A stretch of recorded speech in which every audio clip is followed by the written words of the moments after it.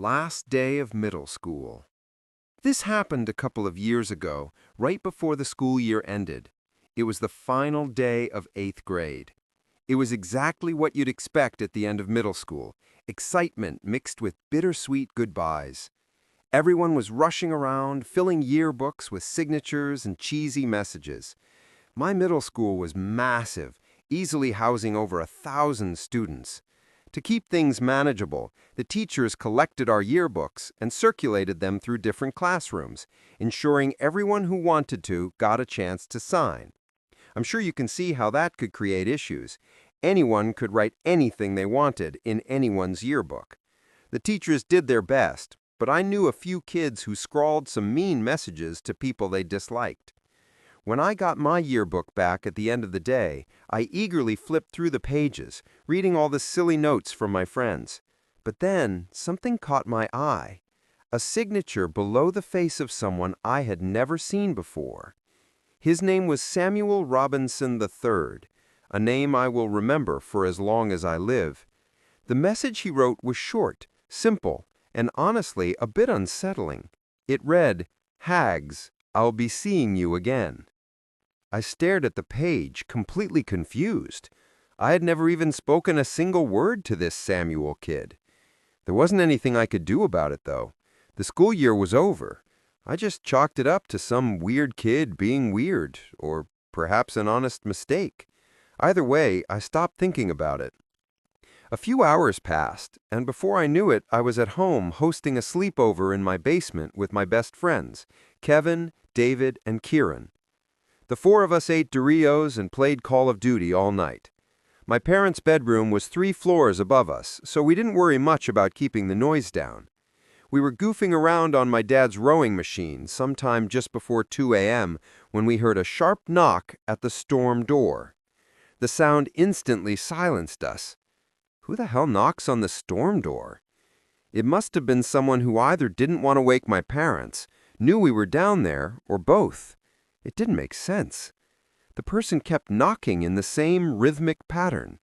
I could tell Kieran was about to say something, and I couldn't stop him in time. In a loud, assertive voice, he asked, "Who's there?"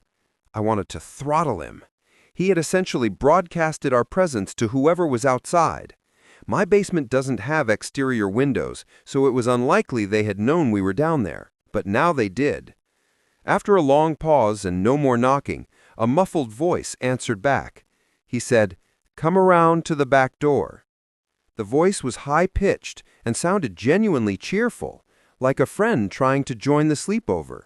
It was definitely a teenager's voice, too, and it didn't sound forced. I was pretty scared, I can't lie. My friends, however, seemed unfazed, as if they found it exciting that some random kid was outside my house. They insisted that I at least check it out, and even though I didn't want to, they pressured me into it. We crept upstairs, careful not to make too much noise. I approached the back door slowly, trying to ignore the pounding in my chest. Through the narrow glass pane beside it, I could see a shadowy figure standing under the dim light. I got a little closer, and his face came into view. My jaw nearly hit the floor when I realized who it was. It was him. It was that kid, Samuel Robinson III, who had signed my yearbook. My friends started to go open the door, God knows why, but I stopped them, saying I knew who it was. I explained what had happened, and that changed their mood a bit. Keep in mind, Sam was still standing outside, and he could definitely see us. He must have noticed how freaked out I was because he started motioning to the side of the house like he wanted me to go over to the window. You might wonder why none of us took the situation more seriously. I honestly think it was because it wasn't some older, strange man harassing us. It was a kid from our own school. Still, I wasn't opening the door for him. Instead, I went over to my kitchen window and cracked it open just a tiny bit. My friends followed and stood a little off to the side. He walked over to the window, and I asked him what he wanted, telling him I recognized him from the yearbook. He said, "Oh, so you got my message," and introduced himself as Sam. Then he went on to say he always watched me from afar and that we could have been good friends. I agreed with him just so I wouldn't piss him off, but there was a 0% chance I would have been friends with this kid under any circumstances. I didn't want to press him immediately, but I had to know, so I asked him how he knew where I lived. He didn't respond, and I didn't know what to say. Before I could de-escalate the situation, David called him a creepy stalker and told him to piss off. Sam's smile vanished. He tilted his head as if he didn't understand. Then, just as quickly, his expression twisted into something I can only describe as pure hatred. He went from passive and honestly kind of friendly to aggressive and angry. He started screaming things at me, how he hated my friends and thought we should all die, how my ex hated me, and random details he had no right knowing. He reached toward the window and tried to force it open, but I slammed it shut and locked it. He started snarling at the window and banging on it like an animal. He was 2 seconds away from shattering it.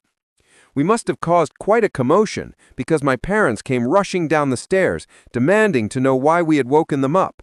That's when Sam ran away. I told my parents what happened as quickly as I could, and my dad raced outside in his underwear. He came back a few minutes later saying he had no idea where the kid went. I'm not sure why, but my parents didn't call the police. They just told us to go back to sleep and said they would deal with the school the following morning, just to give the kid the benefit of the doubt. The next morning, they contacted the school. That's when we learned the disturbing truth. Sam had been expelled a few weeks before the year ended, and he should never have been at the school on the last day. Apparently, the yearbooks were printed before his expulsion, which explained why his picture was still included. That meant he had snuck into the school somehow just to write me that message, which freaked me out beyond belief. Despite working with the school to find out more, nobody could track Sam down. It was like he and his parents didn't exist. The whole thing was a pretty big deal, but the school did what they could to keep things under wraps. To this day, I still have no idea how he knew where I lived. That's what freaks me out the most. The running theory is that he was a mentally troubled young boy who took a strange liking to me for whatever reason, and had been stalking me for who knows how long. My parents were worried for weeks. It's something we don't talk about anymore because it's just uncomfortable. But living in that same house has never felt the same ever since.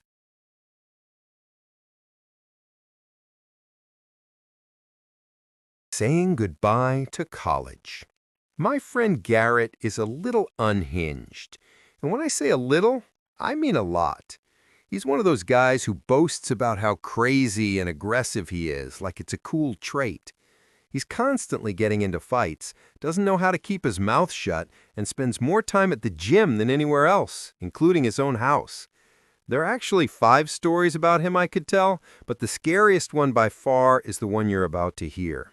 It also directly involves me, and I feel much more comfortable telling my own story rather than someone else's. This happened a couple of weeks ago, which also coincidentally marked the last day of senior year, May 2019. The graduation ceremony wasn't scheduled for a few days, so even though we were done, we still had to stick around.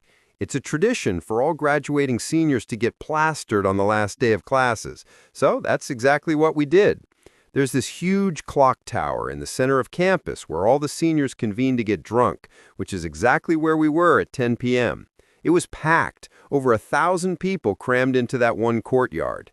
It was bittersweet for me, at least, but I think everyone was relieved at having finished finals, which are pretty tough at my school. To keep things brief, there were 6 of us: me, C, T, R, N, and obviously Garrett. I don't think the rest of my friends would be comfortable with their names out there, so I'm using their initials. I should also quickly mention that we lived off campus, meaning we had to walk through the city to get home. There are a decent number of homeless people in that city, so it's not rare to encounter some of them late at night. Anyway, we were heading back home from the clock tower when Garrett did some Garrett stuff. Well, it wasn't really his fault, but that's neither here nor there. As we were crossing the street, some random homeless guy ran up to our group and started tweaking. Usually, the homeless people around here keep to themselves, as they are often tripping on drugs and don't notice their surroundings. But this guy clearly wanted to engage. He was just standing in the middle of the crosswalk yelling things at us like he was a bridge troll protecting the other side of the street. We laughed a little and started walking in a wide semicircle around him, as we didn't want to piss him off or antagonize him. Everyone but Garrett, that is. Instead of disengaging, Garrett started yelling things back at the guy, telling him to get the fuck out of the street and stop harassing strangers. The tweaker didn't like that and took a few aggressive steps toward him. That's when the rest of us jumped in to prevent an altercation. We must have intimidated the tweaker because he stopped charging and went back to just yelling. I pulled Garrett out of the street, trying to calm him down, but he pushed my hand away. Before any of us could do anything, he charged full speed at the tweaker and screamed crazy. The tweaker started running away, which caused Garrett to stop and start laughing. I know it's bad, but the scene was genuinely funny, as messed up as it was. It was like running full speed into a flock of birds and watching them scatter. We started walking towards our house after that, but after a few minutes, we realized the tweaker was following us. When he caught us looking back at him, he started yelling things about how we had made a big mistake and how he was going to, quote, call a niche, whatever that meant. We started heckling the guy back, hoping he'd get scared and leave, but I'm pretty sure we only intensified whatever tantrum he was having. Look, I'm not proud of everything that happened that night, but we were about to graduate from a very prestigious university and had been celebrating all night with alcohol, so we weren't in the right headspace to properly evaluate the situation. We were about a block away from our house. We realized the guy was still following, albeit a little further back. Now, I told the rest of the guys I didn't feel comfortable leading him to our house, and the others agreed. So, naturally, Garrett took off toward the homeless guy before the group could come to a consensus. He again started sprinting at the guy, who once again fled in the opposite direction. He turned and jogged back toward us, and we all jogged up the street. We thought that was it. We made it back to our house, pretty confident we hadn't been followed that time. I'm not even going to go into what we did back at the house. Let's just say it was a level of degeneracy I won't be approaching anytime soon. I can't even tell you what time it was. I was stumbling out of the front door to pick up my DoorDash when I noticed an odd thing. The side gate that led into our backyard was wide open. It was especially weird because we used this little strand of twine to keep it shut. So, the door being open meant that someone had deliberately undone it. I instantly made the connection. It was probably that guy from earlier.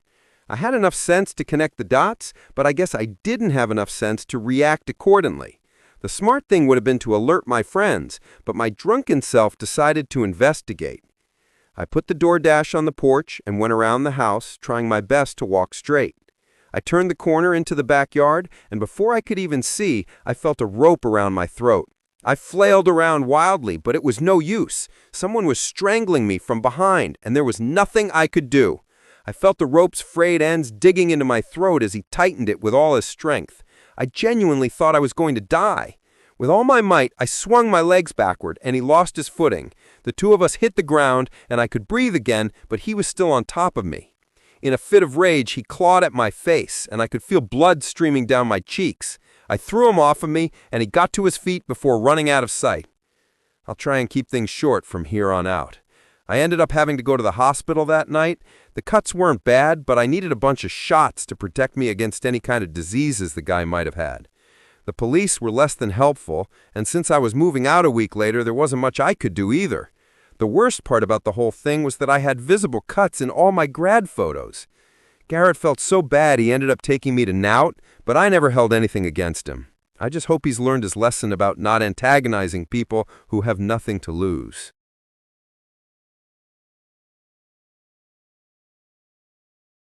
The Strange Classmate. When I was in the 7th grade, there was this kid named Sven in my homeroom. To put it mildly, he was a bit strange. He was one of those kids who didn't socialize with anyone else, even though people frequently tried to include him in things. I didn't have all my classes with him, but from what I remember, he would always sit in the same spot in every room, the back corner opposite the door. Without fail, he'd show up to school in the exact same outfit every day, cargo shorts and an oversized burgundy hoodie. He obviously didn't talk much, but when he did have to answer a question or read a passage, he had a really deep voice that lots of other kids made fun of him for. I don't recall him having any friends at all, which made sense. This one time, my friend Tyler caught him slicing worms during recess, which I'm pretty sure he ended up getting detention for. Speaking of recess, Sven would spend the whole period by himself next to the fence that bordered the woods. He never played any games or did anything even remotely kid-centric. He'd just stand next to that fence doing God knows what. Some of my friends claim to have seen him talking to someone on the other side, but I've personally never seen that, so I'm not going to spread potential lies. I'm trying to think of other things about him worth mentioning. He had several quirks and some other weird habits, typical of any strange middle schooler, but none relevant to the story I'm going to tell. This happened on the last day of school. I went to a pretty big middle school with lots of kids per grade, meaning there were a ton of concurrent classes with students from the same year happening at all times. Because of that, there was this last day of school tradition where students from the same year would sneak into and sit in random classrooms to try and mess with the teachers. I'm pretty sure the teachers were privy to this and played along to amuse the kids, but that's neither here nor there. I don't remember the exact time this happened, but I do remember I was in one of the few classes I shared with Sven. Everything was exactly as it had been all day. The entire class was mixed up with random students who were supposed to be elsewhere. I was kind of a stickler for rules growing up. That's just how I was raised, so I never participated in any of the tomfoolery. My friends all did, though, so I was often alone in all of my classes since they went to other rooms together. This was one of those times. All my friends had left the room, and the only kid I knew even a little was coincidentally Sven. Sven was acting stranger than usual that day. That's something I remember distinctly. I can't fully recall what we were learning or doing in class, but I do remember that Sven was tapping his foot pretty aggressively, something he never did. He was also constantly looking around the room, as if searching for someone or trying to keep tabs on someone. I don't think he was watching me, but I couldn't be sure. The other thing I remember was that there were a lot more kids in the class I didn't recognize. Granted, one or two wasn't out of the ordinary, since everything was switched around, but the odds that there were so many students I had never even seen before were slim. At some point, the teacher, I'm pretty sure her name was Miss Bell, told us to get into groups of 3 or 4 to work on some kind of end-of-year reflection worksheet. Nothing serious. Most kids just used it as an excuse to talk and mess around. At one point, Miss Bell walked over to her desk, picked up the classroom phone, and turned her back to us. Another teacher showed up, I think from the room next door. They stepped just outside the classroom door and started whispering. It wasn't a long conversation, maybe half a minute, but something about it felt off, like they were trying not to cause a scene. I could tell something was up. Miss Bell looked uneasy. That's honestly the best way I can describe her demeanor. After they finished talking, Miss Bell and the other teacher came back into the room. They didn't say anything to the class. They just walked over to a few specific kids and knelt down beside their desks. I couldn't hear what they were saying, but whatever it was quiet, clearly like they didn't want the rest of us to notice. A minute later, those same kids got up and followed the teachers into the hallway. No one really reacted. I felt like I was the only one who even noticed what was going on. Miss Bell came back a few minutes later, alone this time. She didn't say anything about the kids who left. She just sat back down at her desk and started shuffling papers like nothing had happened. But right after she did, the fire alarm went off. Miss Bell didn't really react, like she knew it was going to happen. She told us to line up and head outside, and we joined the rest of the school out by the field behind the building. As usual, everyone was grouped by homeroom, so I ended up standing with a bunch of familiar faces again. But while we were all standing there, I looked back at the school, for no reason, just out of habit, I guess, and I could have sworn I saw something move in one of the second-story windows. It was quick, and maybe it was just a reflection or a shadow or something, but it felt wrong. The school was supposed to be completely empty. I kept it to myself, but I was really scared when it came to re-entering the building. We never went back inside, though. Before the alarm even stopped ringing, we started hearing sirens. A few minutes later, police cars started pulling into the lot. Not just one or two, but a whole line of them.